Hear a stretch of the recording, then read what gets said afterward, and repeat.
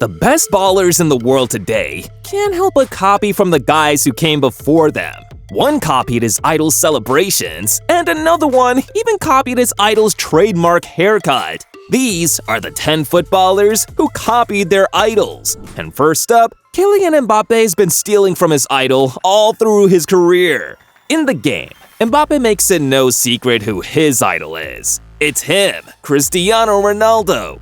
Ever since he was a kid, Mbappe's been trying to be like Ronaldo. Heck, he's copied his celebrations more times than I can count. Truth is, Mbappe's an amazing player, and I bet Ronaldo feels super proud to have a dude like this trying to copy his every move. He's Ronaldo's most famous fanboy, and with a big switch to Real Madrid around the corner, Mbappe might just flip another page in his Ronaldo playbook and copy that too. Watching Mbappe play, it's pretty obvious to guess Ronaldo's his idol. But still, Mbappe isn't Ronaldo's most popular fanboy. And now this tag is reserved for the one who simply just can't stop copying Ronaldo.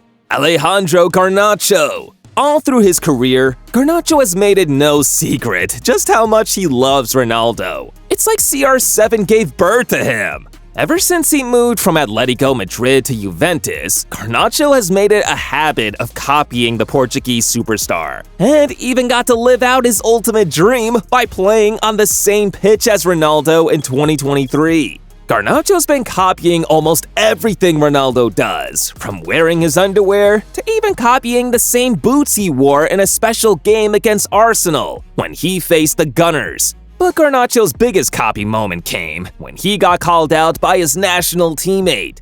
Angel Di Maria had issued a public warning to Garnacho to stop copying Ronaldo and his celebrations, even telling him that if he continued, the fans in Argentina wouldn't like him that much. Garnacho's response? He even got his teammates in on Cristiano's iconic ad board celebration. Safe to say, Garnacho told Di Maria that this thing is for life. Can't lie, it's pretty cool to see the new generation taking on the stuff the OGs did. Just like this next dude, another rising star in the game, who took on his iconic shirt number.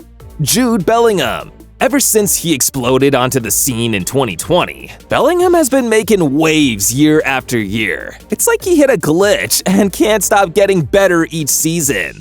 Last summer, he completed a record-breaking move to Real Madrid for $105 million, making him the most expensive player in the club's history. And when it came down to jersey picking day, instead of asking for a fancy number or even his old 22, Bellingham decided to wear the same one his idol had years back. The reason Bellingham chose the number 5 is because of his idol Zidane. Bellingham's a huge fan. Heck, he even admitted that Zidane was part of the reason he chose to come to Real Madrid over Liverpool last summer, moving in his idol's footsteps and launching some crazy merch with him too. No wonder he loves Adidas Predators that much. They're the same ones Zidane wore years back. Bellingham copying Zizou's shirt number is cool, but you've got to see another ball that copied an icon from that early Madrid team, and this one took the awkward stuff. Now here's the deal. Coming into the 2002 World Cup, Ronaldo Nazario was faced with a lot of controversies. At the time, he was dealing with injury issues, and the press couldn't get off his back. They kept asking if he'd be fit enough to play in the tournament. Now, R9 wanted to do something that would get the press off his back and the attention off him. So days before the start of this one, he shocked the whole world. Yup, he came into the biggest tournament in the world looking like this. The thing is, it worked too, because the press focused on his haircut more than his fitness issues, and in the end, Nazario finished as the top scorer in the tournament with a record 8 goals to help Brazil win the whole thing. Fast forward to the 2020 Olympics, and Richarlison wanted to have the same effect too. He'd been called up to the Olympic squad and was chosen to lead the line for Brazil. And as a result, he had a lot of pressure coming into this one. But in his first game, he bagged a hat trick. And to make sure the press was looking at him from all angles, hours after, he dropped the R9 fade. If I rocked up to school looking like this, I'd lose all my street cred. But it'd still be worth it. I really thought this was weird until I saw what Erling Holland decided to copy from his idol. Now, when it comes to picking the people who made him love the game, Holland has made it clear he's got two favorites, Cristiano Ronaldo and Zlatan Ibrahimovic. But you see guys, the way Holland's been moving lately, I think I know who his favorite is, just by looking at his interviews. Zlatan's the king of savage responses. You've got to watch your words when asking him questions, like this guy. Looking at Holland's interviews in the past, it's clear he's been picking up traits from Zlatan. I mean, he completely iced out this reporter while he was still at Dortmund. The interview was cringe. To be fair, it's almost as if every interview Holland does is always going to have something iconic or extra. A couple of years later, he was at it again. The dude knew the Premier League's PG rated, but still went on with the cuss words on live TV. What a guy. He'd be making Zlatan proud just watching. But away from the weird stuff now. And this next dude copied from his idol one of the coldest celebrations in the game. Long-sleeved kits, winter gloves, and OG Nike cleats, prime Thierry Henry was a beast. He loved playing in the North London Derby too, and in the game versus Arsenal in 2005, Henry produced a celebration that would simply go down as iconic. That knee slide! I kept doing it for weeks, and apparently, Aubameyang kept doing it too. He's at Marseille now, but back when he was at Arsenal, Auba didn't hide the fact that he was a big Henry fan. In fact, his love for Henry was so big that in the North London Derby, Auba wanted to recreate Henry's iconic celebration.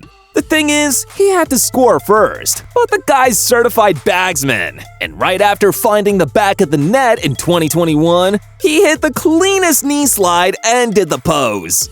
Run it back, 16 years later, and it still looks so good. Not all celebrations footballers have copied have been this clean though, because when Sergio Aguero copied Lionel Messi's celebration, it was to mock his opponents.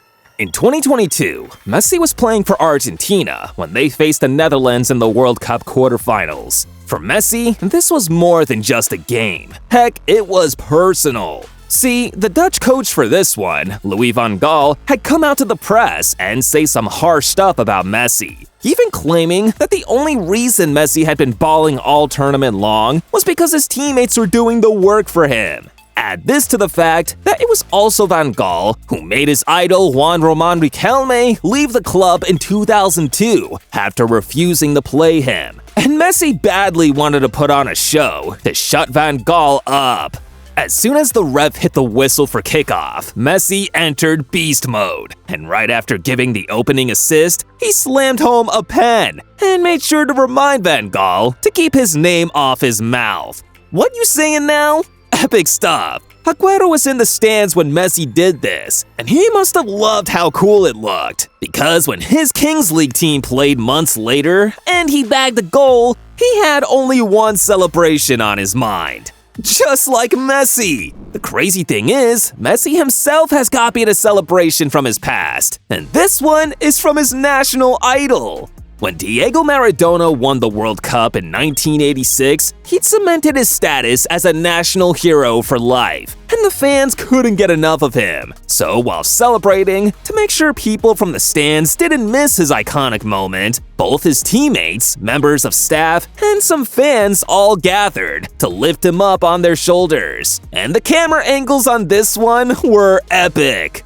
2022 now, and Messi had just conquered the world for the first time with Argentina. After failing in 2014, losing the final to Germany, he'd done it, this time beating France in the final. And while celebrating, it was like they were holding the Maradona 2.0. And some of his teammates thought it'd be cool if they could recreate the same thing. So they raised him up on their shoulders like the guys back then did for Maradona. And in the end, Messi got his iconic photo moment with the World Cup. Legendary stuff. Messi will go down as the GOAT. And it isn't just because of football. He subscribed to our channel before anyone else did.